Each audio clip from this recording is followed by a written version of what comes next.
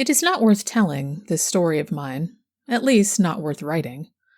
Told, indeed, as I have sometimes been called upon to tell it, to a circle of intelligent and eager faces, lighted up by a good after-dinner fire on a winter's evening, with a cold wind rising and wailing outside, and all snug and cozy within, it has gone off, though I say it who should not, indifferent well. But it is a venture to do as you would have me. Pen, ink, and paper are cold vehicles for the marvelous, and a reader decidedly a more critical animal than a listener. If, however, you can induce your friends to read it after nightfall, and when the fireside talk has run for a while on thrilling tales of shapeless terror, in short, if you will secure me the Malia Tempora Fandi, I will go to my work and say my say with better heart. Well then, these conditions presupposed, I shall waste no more words, but tell you simply how it all happened. My cousin, Tom Ludlow, and I studied medicine together. I think he would have succeeded had he stuck to the profession, but he preferred the church, poor fellow, and died early, a sacrifice to contagion, contracted in the noble discharge of his duties. For my present purpose, I say enough of his character when I mention that he was of a sedate but frank and cheerful nature, very exact in his observance of truth, and not by any means like myself, of an excitable or nervous temperament. My uncle Ludlow, Tom's father, while we were attending lectures, purchased 3 or 4 old houses in Aungier Street, one of which was unoccupied. He resided in the country, and Tom proposed that we should take up our abode in the untenanted house so long as it should continue unlet, a move which would accomplish the double end of settling us nearer alike to our lecture rooms and to our amusements, and of relieving us from the weekly charge of rent for our lodgings. Our furniture was very scant, our whole equipage remarkably modest and primitive, and in short, our arrangements pretty nearly as simple as those of a bivouac. Our new plan was, therefore, executed almost as soon as conceived. The front drawing-room was our sitting-room. I had the bedroom over it, and Tom the back bedroom on the same floor, which nothing could have induced me to occupy. The house, to begin with, was a very old one. It had been, I believe, newly fronted about 50 years before, but with this exception, it had nothing modern about it. The agent who bought it and looked into the titles for my uncle told me that it was sold, along with much other forfeited property, at Chichester House, I think, in 1702, and had belonged to Sir Thomas Hackett, who was Lord Mayor of Dublin in James II's time. How old it was then, I can't say, but at all events it had seen years and changes enough to have contracted all that mysterious and saddened air, at once exciting and depressing, which belongs to most old mansions. There had been very little done in the way of modernizing details, and perhaps it was better so, for there was something queer and bygone in the very walls and ceilings, in the shape of doors and windows, in the odd diagonal site of the chimney-pieces, in the beams and ponderous cornices, not to mention the singular solidity of all the woodwork, from the banisters to the window frames, which hopelessly defied disguise, and would have emphatically proclaimed their antiquity through any conceivable amount of modern finery and varnish. An effort had indeed been made, to the extent of papering the drawing-rooms, but somehow the paper looked raw and out of keeping, and the old woman, who kept a little dirt-pie of a shop in the lane, and whose daughter, a girl of 52, was our solitary handmaid, coming in at sunrise, and chastely receding again as soon as she had made all ready for tea in our state apartment. This woman, I say, remembered it when old Judge Horrocks, who, having earned the reputation of a particularly hanging judge, ended by hanging himself, as the coroner's jury found, under an impulse of temporary insanity, with a child's skipping rope over the massive old banisters, entertaining good company with fine venison and rare old port. In those halcyon days, the drawing-rooms were hung with gilded leather, and, I dare say, cut a good figure, for they were really spacious rooms. The bedrooms were wainscoted, but the front one was not gloomy, and in it the coziness of antiquity quite overcame its somber associations. But the back bedroom, with its 2 queerly placed melancholy windows staring vacantly at the foot of the bed, and with the shadowy recess to be found in most old houses in Dublin, like a large ghostly closet, which, from congeniality of temperament, had amalgamated with the bedchamber and dissolved the partition. At night-time, this alcove, as our maid was wont to call it, had, in my eyes, a specially sinister and suggestive character. Tom's distant and solitary candle glimmered vainly into its darkness. There it was always overlooking him, always itself impenetrable. But this was only part of the effect. The whole room was, I can't tell how, repulsive to me. There was, I suppose, in its proportions and features, a latent discord, a certain mysterious and indescribable relation, which jarred indistinctly upon some secret sense of the fitting and the safe, and raised indefinable suspicions and apprehensions of the imagination. On the whole, as I began by saying, nothing could have induced me to pass a night alone in it. I had never pretended to conceal from poor Tom my superstitious weakness, and he, on the other hand, most unaffectedly ridiculed my tremors. The skeptic was, however, destined to receive a lesson, as you shall hear. We had not been very long in occupation of our respective dormitories when I began to complain of uneasy nights and disturbed sleep. I was, I suppose, the more impatient under this annoyance, as I was usually a sound sleeper, and by no means prone to nightmares. It was now, however, my destiny, instead of enjoying my customary repose, every night to sup full of horrors. After a preliminary course of disagreeable and frightful dreams, my troubles took a definite form, and the same vision, without an appreciable variation in a single detail, visited me at least, on an average, every second night in the week.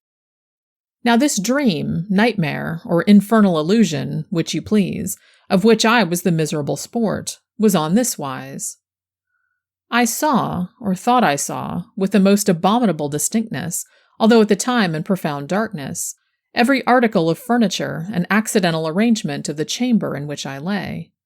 This, as you know, is incidental to ordinary nightmare. Well, while in this clairvoyant condition, which seemed but the lighting up of the theater in which was to be exhibited the monotonous tableau of horror, which made my nights insupportable, my attention invariably became, I know not why, fixed upon the windows opposite the foot of my bed, and, uniformly with the same effect, a sense of dreadful anticipation always took slow but sure possession of me. I became somehow conscious of a sort of horrid but undefined preparation going forward in some unknown quarter, and by some unknown agency, for my torment, and after an interval, which always seemed to me of the same length, a picture suddenly flew up to the window, where it remained fixed, as if by an electrical attraction, and my discipline of horror then commenced, to last perhaps for hours. The picture, thus mysteriously glued to the window panes, was the portrait of an old man, in a crimson flowered silk dressing gown, the folds of which I could now describe, with a countenance embodying a strange mixture of intellect, sensuality, and power, but withal sinister and full of malignant omen. His nose was hooked, like the beak of a vulture, his eyes large, grey, and prominent, and lighted up with a more than mortal cruelty and coldness. These features were surmounted by a crimson velvet cap, the hair that peeped from under, which was white with age, while the eyebrows retained their original blackness. Well I remember every line, hue, and shadow of that stony countenance, and well I may. The gaze of this hellish visage was fixed upon me, and mine returned it with the inexplicable fascination of nightmare, for what appeared to me to be hours of agony. At last, the cock he crew, away then flew. The fiend who had enslaved me through the awful watches of the night, and, harassed and nervous, I rose to the duties of the day. I had, I can't say exactly why, but it may have been from the exquisite anguish and profound impressions of unearthly horror with which this strange phantasmagoria was associated, an insurmountable antipathy to describing the exact nature of my nightly troubles to my friend and comrade. Generally, however, I told him that I was haunted by abominable dreams, and true to the imputed materialism of medicine, we put our heads together to dispel my horrors, not by exorcism, but by a tonic. I will do this tonic justice, and frankly admit that the accursed portrait began to intermit its visits under its influence. What of that? Was this singular apparition, as full of character as of terror, therefore the creature of my fancy, or the invention of my poor stomach? Was it, in short, subjective, to borrow the technical slang of the day, and not the palpable aggression and intrusion of an external agent? That, good friend, as we will both admit, by no means follows. The evil spirit, who enthralled my senses in the shape of that portrait, may have been just as near me, just as energetic, just as malignant, though I saw him not. What means the whole moral code of revealed religion regarding the due keeping of our own bodies, soberness, temperance, etc.? Here is an obvious connection between the material and the invisible. The healthy tone of the system and its unimpaired energy may, for aught we can tell, guard us against influences which would otherwise render life itself terrific. The mesmerist and the electrobiologist will fail upon an average with 9 patients out of 10. So may the evil spirit. Special conditions of the corporeal system are indispensable to the production of certain spiritual phenomena. The operation succeeds sometimes fails. That is all. I found afterwards that my would-be skeptical companion had his troubles too, but of these I knew nothing yet.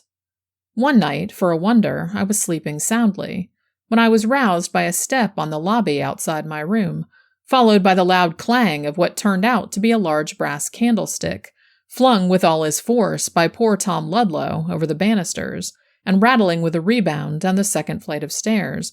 And almost concurrently with this, Tom burst open my door and bounced into my room backwards, in a state of extraordinary agitation.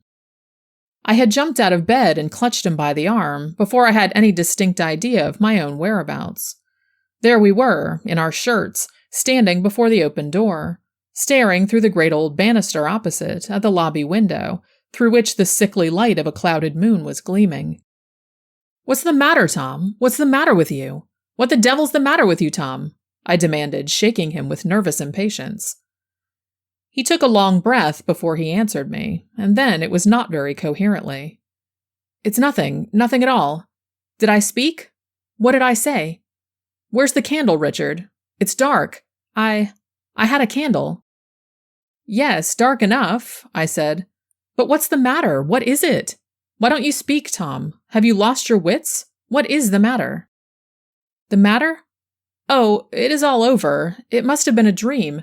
Nothing at all but a dream. Don't you think so? It could not be anything more than a dream."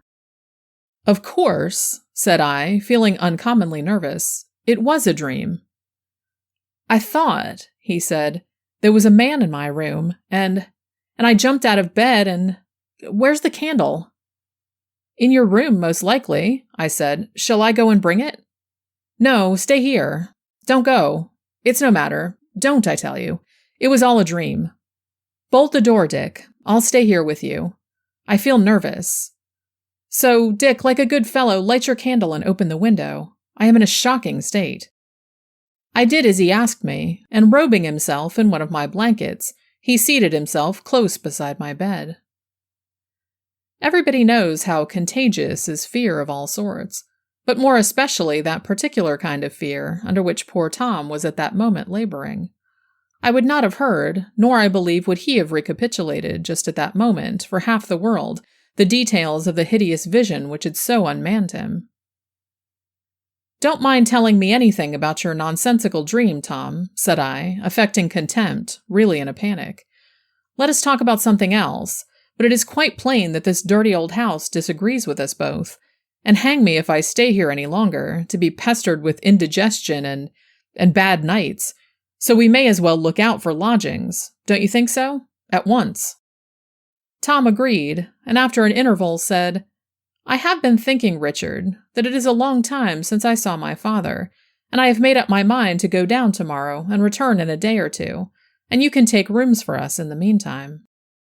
I fancied that this resolution, obviously the result of the vision which had so profoundly scared him, would probably vanish next morning with the damps and shadows of night. But I was mistaken. Off went Tom at peep of day to the country, having agreed that so soon as I had secured suitable lodgings, I was to recall him by letter from his visit to my Uncle Ludlow. Now, anxious as I was to change my quarters, it so happened, owing to a series of petty procrastinations and accidents, that nearly a week elapsed before my bargain was made and my letter of recall on the wing to Tom. And in the meantime, a trifling adventure or two had occurred to your humble servant, which, absurd as they now appear, diminished by distance, did certainly at the time serve to whet my appetite for change considerably. A night or two after the departure of my comrade, I was sitting by my bedroom fire, the door locked, and the ingredients of a tumbler of hot whiskey punch upon the crazy spider table, as the best mode of keeping the black spirits and white, blue spirits and gray, with which I was environed, at bay. I had adopted the practice recommended by the wisdom of my ancestors, and kept my spirits up by pouring spirits down. I had thrown aside my volume of anatomy, and was treating myself by way of a tonic, preparatory to my punch and bed, to 6 pages of The Spectator, when I heard a step on the flight of stairs descending from the attics. It was 2:00, and the streets were as silent as a churchyard. The sounds were, therefore, perfectly distinct. There was a slow, heavy tread, characterized by the emphasis and deliberation of age, descending by the narrow staircase from above. And, what made the sound more singular, it was plain that the feet which produced it were perfectly bare, measuring the descent with something between a pound and a flop, very ugly to hear. I knew quite well that my attendant had gone away many hours before, and that nobody but myself had any business in the house.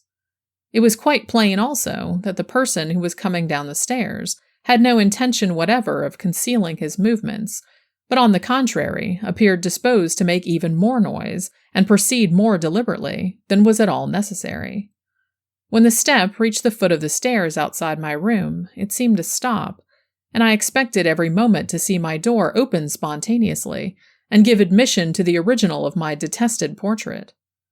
I was, however, relieved in a few seconds by hearing the descent renewed, just in the same manner, upon the staircase leading down to the drawing-rooms, and thence, after another pause, down the next flight, and so on to the hall, whence I heard no more.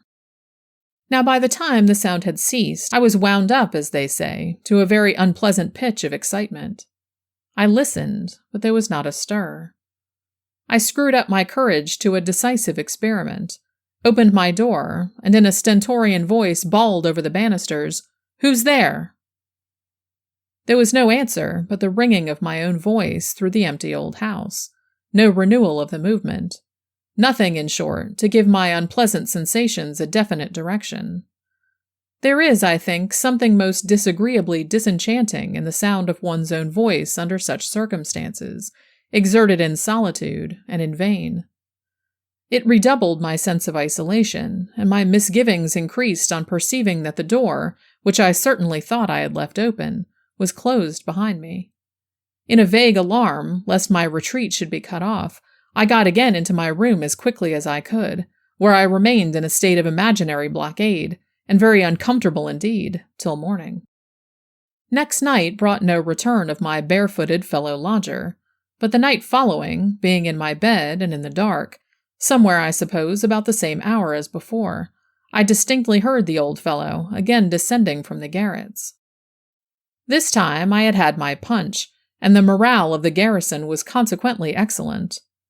I jumped out of bed, clutched the poker as I passed the expiring fire, and in a moment was upon the lobby. The sound had ceased by this time. The dark and chill were discouraging, and, guess my horror, when I saw, or thought I saw, a black monster, whether in the shape of a man or a bear, I could not say, standing with its back to the wall, on the lobby, facing me, with a pair of great greenish eyes shining dimly out. Now I must be frank, and confess that the cupboard which displayed our plates and cups stood just there, though at the moment I did not recollect it.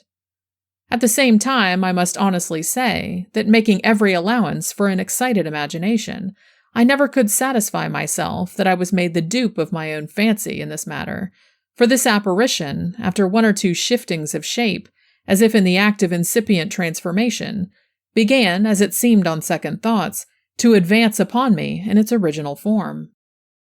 From an instinct of terror rather than courage, I hurled the poker with all my force at its head, and to the music of a horrid crash made my way into my room and double-locked the door. Then, in a minute more, I heard the horrid bare feet walk down the stairs, till the sound ceased in the hall, as on the former occasion. If the apparition of the night before was an ocular delusion of my fancy, sporting with the dark outlines of our cupboard, and if its horrid eyes were nothing but a pair of inverted teacups, I had, at all events, the satisfaction of having launched the poker with admirable effect, and in true fancy phrase, knocked its 2 daylights into one, as the commingled fragments of my tea service testified. I did my best to gather comfort and courage from these evidences, but it would not do.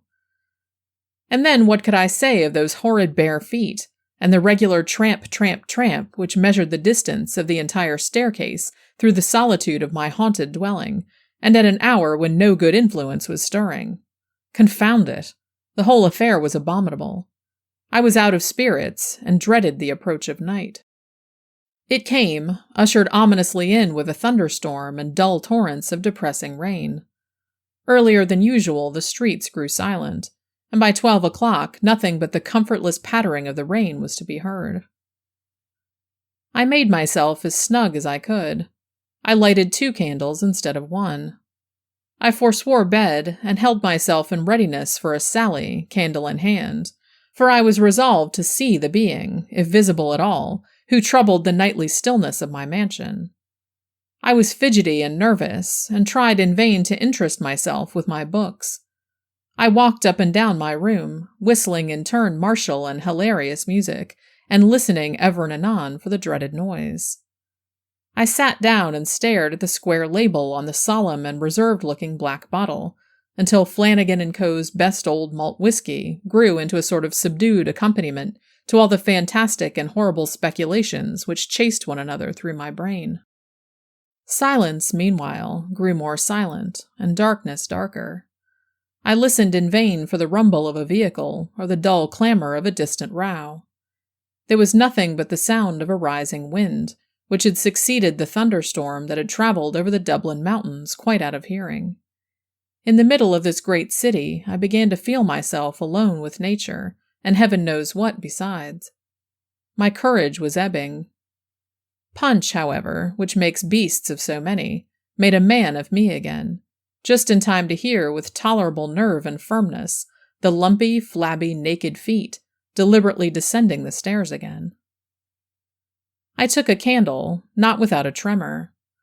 As I crossed the floor, I tried to extemporize a prayer, but stopped short to listen and never finished it. The steps continued.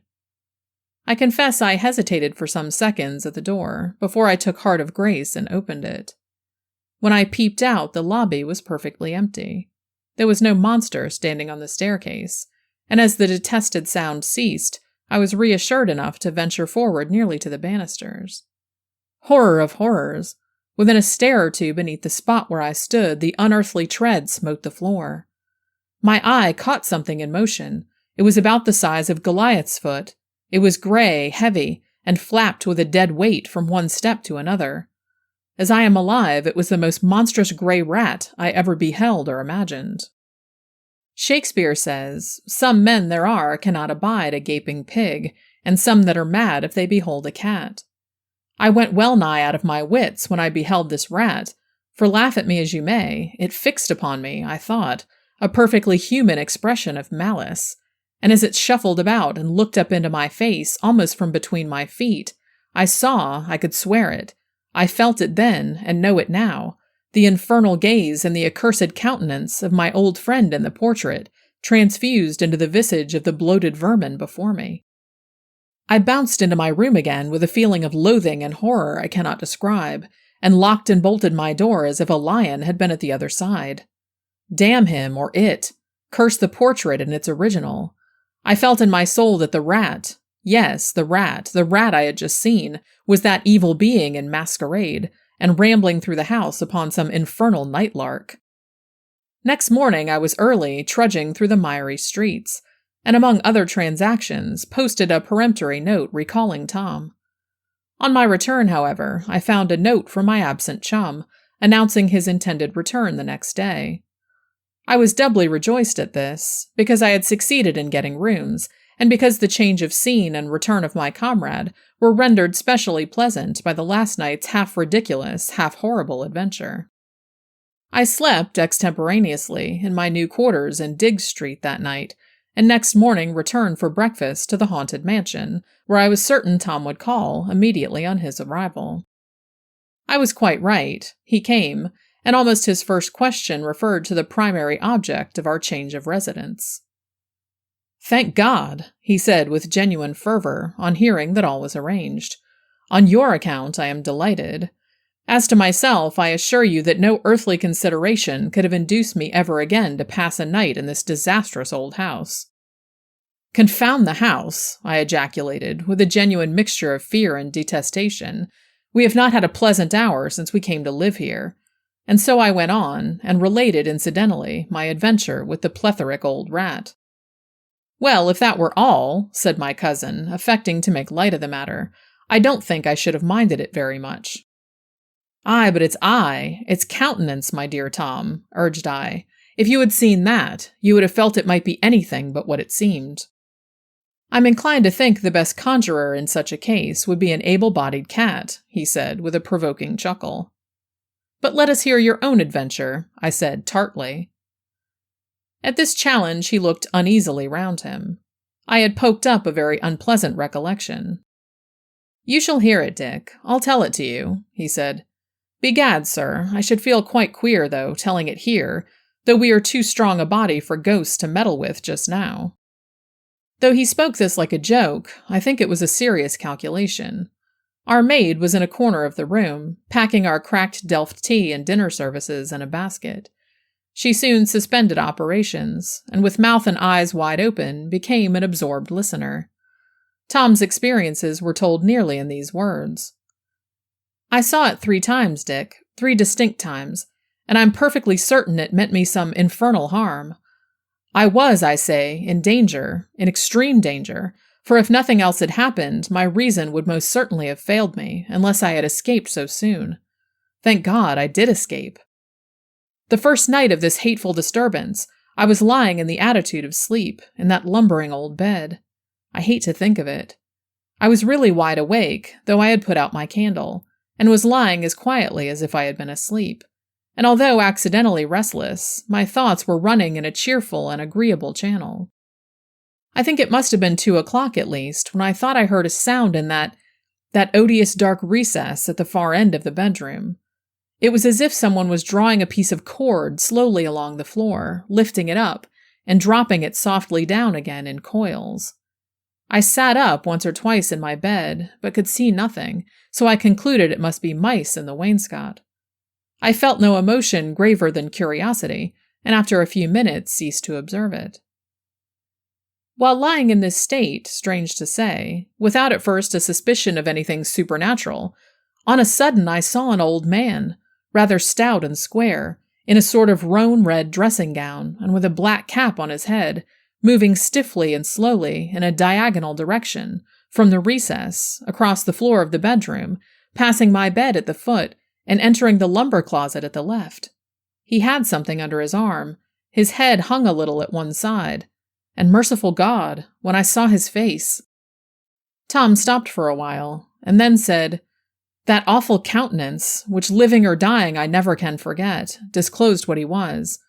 Without turning to the right or left, he passed beside me, and entered the closet by the bed's head. While this fearful and indescribable type of death and guilt was passing, I felt that I had no more power to speak or stir than if I had been myself a corpse. For hours after it had disappeared, I was too terrified and weak to move. As soon as daylight came, I took courage and examined the room, and especially the course which the frightful intruder had seemed to take, but there was not a vestige to indicate anybody's having passed there, no sign of any disturbing agency visible among the lumber that strewed the floor of the closet. I now began to recover a little. I was exhausted, and at last, overpowered by a feverish sleep, I came down late, and finding you out of spirits on account of your dreams about the portrait, whose original I am now certain disclosed himself to me, I did not care to talk about the infernal vision. In fact, I was trying to persuade myself that the whole thing was an illusion, and I did not like to revive in their intensity the hated impressions of the past night, or to risk the constancy of my skepticism by recounting the tale of my sufferings. It required some nerve, I can tell you, to go to my haunted chamber next night and lie down quietly in the same bed, continued Tom. I did so with a degree of trepidation, which, I am not ashamed to say, a very little matter would have sufficed to stimulate to downright panic. This night, however, passed off quietly enough, as also the next, and so too did 2 or 3 more. I grew more confident, and began to fancy that I believed in the theories of spectral illusions, with which I had first vainly tried to impose upon my convictions. The apparition had been, indeed, altogether anomalous. It had crossed the room without any recognition of my presence. I had not disturbed it, and it had no mission to me. What, then, was the imaginable use of its crossing the room in a visible shape at all? Of course, it might have been in the closet instead of going there, as easily as it introduced itself into the recess without entering the chamber in a shape discernible by the senses. Besides, how the deuce had I seen it? It was a dark night. I had no candle, there was no fire, and yet I saw it as distinctly, in coloring and outline, as ever I beheld human form. A cataleptic dream would explain it all, and I was determined that a dream it should be. One of the most remarkable phenomena connected with the practice of mendacity is the vast number of deliberate lies we tell ourselves, whom, of all persons, we can least expect to deceive. In all this, I need hardly tell you, Dick, I was simply lying to myself, and did not believe one word of the wretched humbug. Yet I went on, as men will do, like persevering charlatans and impostors, who tire people into credulity by the mere force of reiteration, so I hoped to win myself over at last to a comfortable skepticism about the ghost. He had not appeared a second time, that certainly was a comfort, and what, after all, did I care for him, and his queer old toggery and strange looks? Not a fig. I was nothing the worse for having seen him, and a good story the better. So I tumbled into bed, put out my candle, and cheered by a loud drunken quarrel in the back lane, went fast asleep. From this deep slumber I awoke with a start. I knew I had had a horrible dream, but what it was I could not remember. My heart was thumping furiously. I felt bewildered and feverish. I sat up in the bed and looked about the room. A broad flood of moonlight came in through the curtainless window. Everything was as I had last seen it. And though the domestic squabble in the back lane was, unhappily for me, allayed, I yet could hear a pleasant fellow singing on his way home, the then popular comic ditty called Murphy Delaney. Taking advantage of this diversion, I lay down again, with my face towards the fireplace, and closing my eyes did my best to think of nothing else but the song, which was every moment growing fainter in the distance. 'Twas Murphy Delaney, so funny and frisky, stepped into a shebeen shop to get his skin full. He reeled out again pretty well lined with whiskey, as fresh as a shamrock, as blind as a bull. The singer, whose condition I dare say resembled that of his hero, was soon too far off to regale my ears any more, and as his music died away, I myself sank into a doze, neither sound nor refreshing. Somehow the song had got into my head, and I went meandering on through the adventures of my respectable fellow countryman, who, on emerging from the shebeen shop, fell into a river, from which he was fished up to be sat upon by a coroner's jury, who, having learned from a horse doctor that he was dead as a doornail, so there was an end, returned their verdict accordingly, just as he returned to his senses, when an angry altercation and a pitched battle between the body and the coroner winds up the lay with due spirit and pleasantry. Through this ballad I continued with a weary monotony to plod, down to the very last line, and then da capo and so on, in my uncomfortable half-sleep, for how long I can't conjecture. I found myself at last, however, muttering, "Dead as a doornail," so there was an end, and something like another voice within me seemed to say very faintly, but sharply, "Dead, dead, dead, and may the Lord have mercy on your soul." And instantaneously I was wide awake, and staring right before me from the pillow. Now, will you believe it, Dick? I saw the same accursed figure standing full front, and gazing at me with its stony and fiendish countenance, not 2 yards from the bedside. Tom stopped here, and wiped the perspiration from his face. I felt very queer. The girl was as pale as Tom, and assembled as we were in the very scene of these adventures, we were all, I dare say, equally grateful for the clear daylight and the resuming bustle out of doors. For about 3 seconds only, I saw it plainly. Then it grew indistinct, but for a long time there was something like a column of dark vapor where it had been standing, between me and the wall, and I felt sure that he was still there. After a good while, this appearance went too.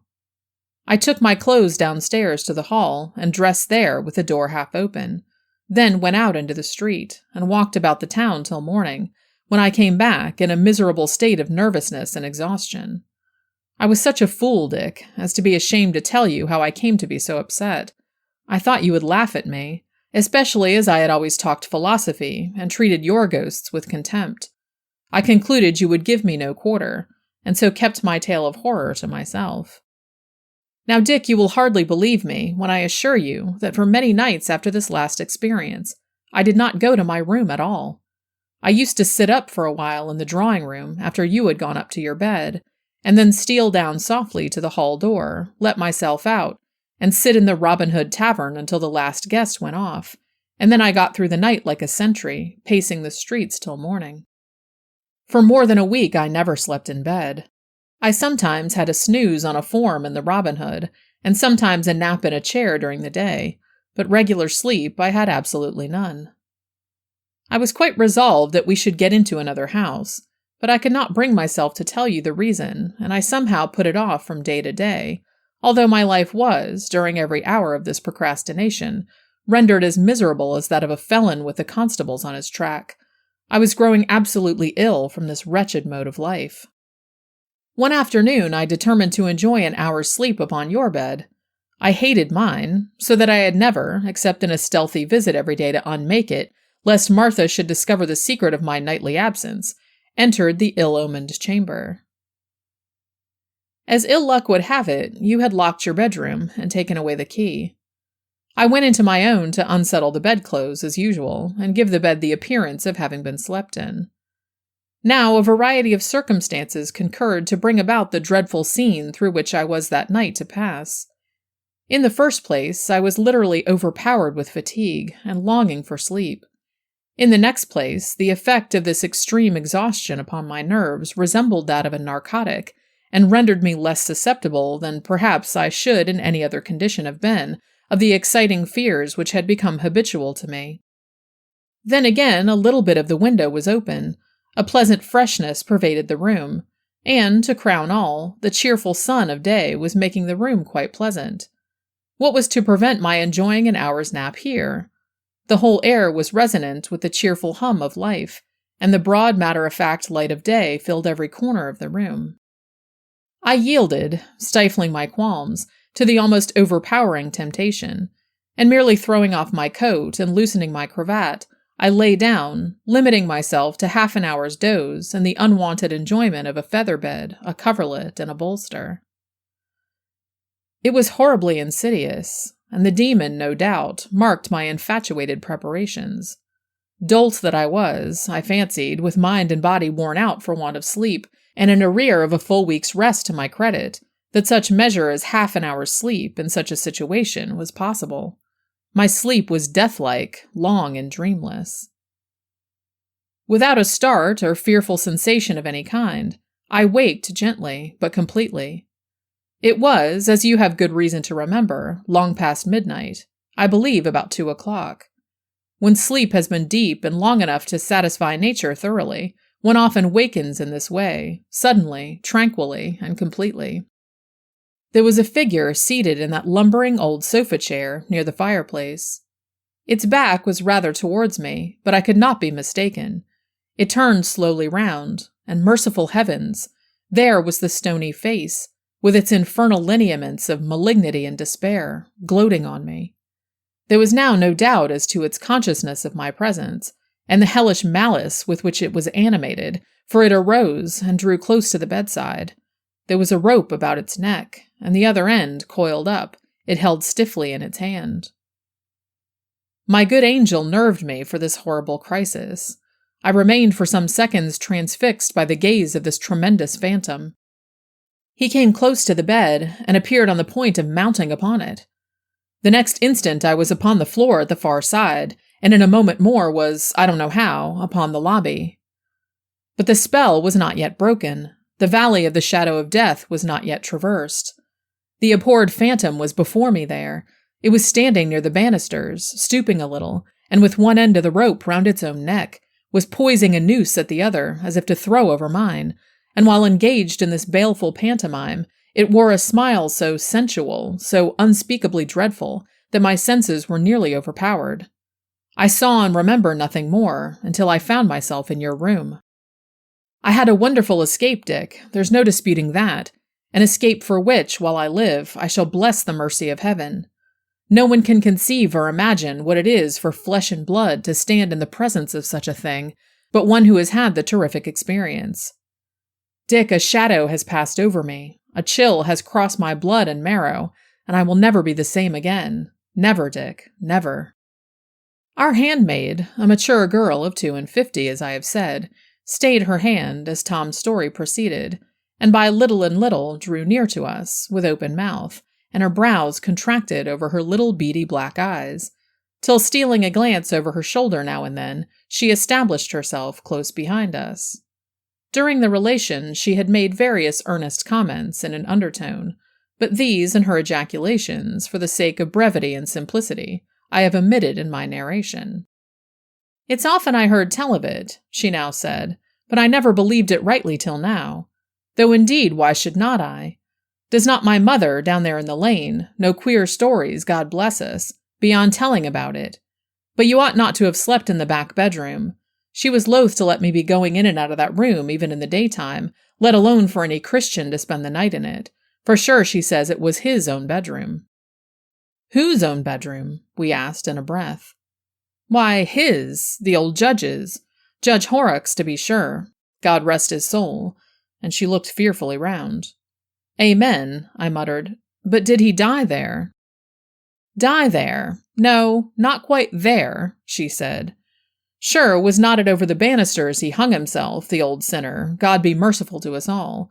And was not it in the alcove they found the handles of the skipping rope cut off, and the knife where he was settling the cord, God bless us, to hang himself with?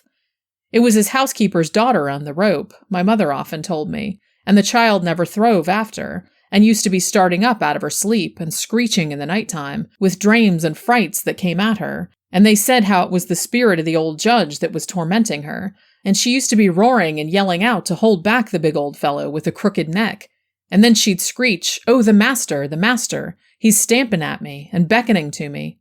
Mother, darling, don't let me go." And so the poor creature died at last, and the doctors said it was water on the brain, for it was all they could say. How long ago was all this? I asked. Oh, then how would I know? She answered. But it must be a wonderful long time ago, for the housekeeper was an old woman, with a pipe in her mouth and not a tooth left, and better nor 80 years old when my mother was first married. And they said she was a real buxom, fine-dressed woman when the old judge came to his end. And indeed my mother's not far from 80 years old herself this day.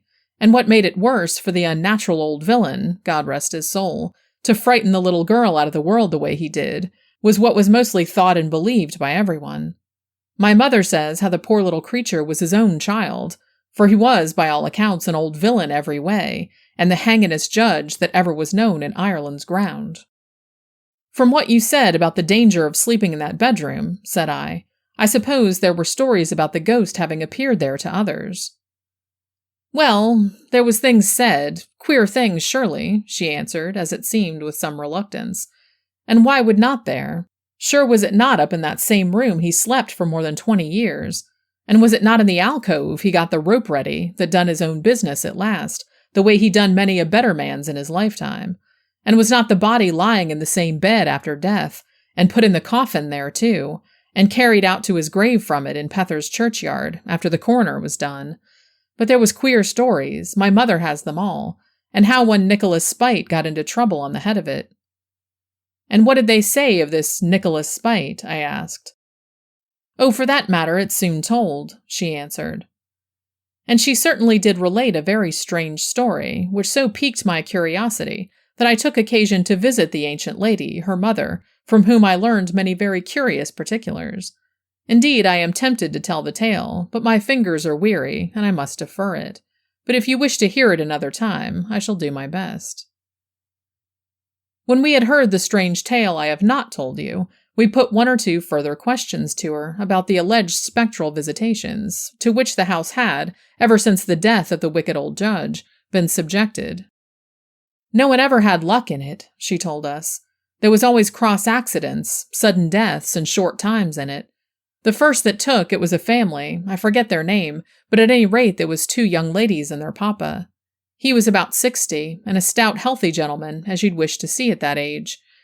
Well, he slept in that unlucky back bedroom, and, God between us and harm, sure enough he was found dead one morning, half out of the bed, with his head as black as a sloe, and swelled like a pudding, hanging down near the floor.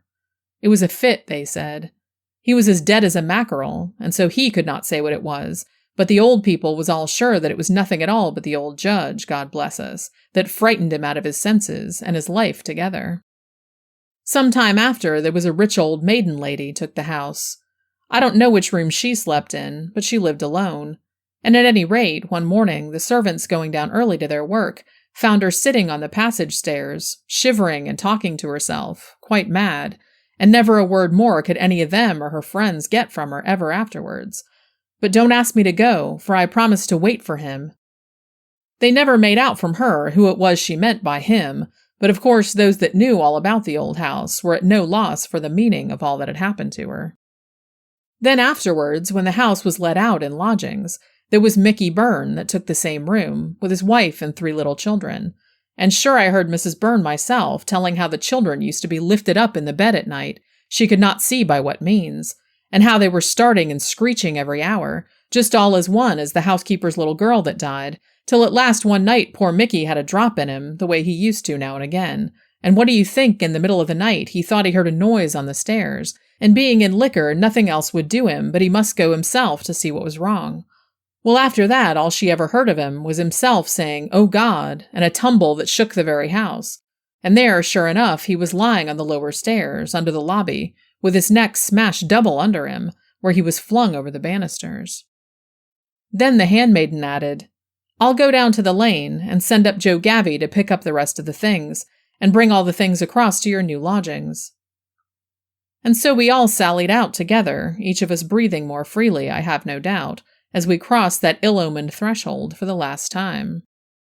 Now, I may add this much in compliance with the immemorial usage of the realm of fiction, which sees the hero not only through his adventures, but fairly out of the world. You must have perceived that what the flesh, blood, and bone hero of romance proper is to the regular compounder of fiction, this old house of brick, wood, and mortar is to the humble recorder of this true tale. I therefore relate, as in duty bound, the catastrophe which ultimately befell it, which was simply this, that about 2 years subsequently to my story, it was taken by a quack doctor, who called himself Baron Dulsdorf, and filled the parlor windows with bottles of indescribable horrors preserved in brandy, and the newspapers with the usual grandiloquent and mendacious advertisements. This gentleman, among his virtues, did not reckon sobriety, and one night, being overcome with much wine, he set fire to his bed curtains, partially burned himself, and totally consumed the house. It was afterwards rebuilt, and for a time an undertaker established himself in the premises. I have now told you my own and Tom's adventures, together with some valuable collateral particulars, and having acquitted myself of my engagement, I wish you a very good night and pleasant dreams.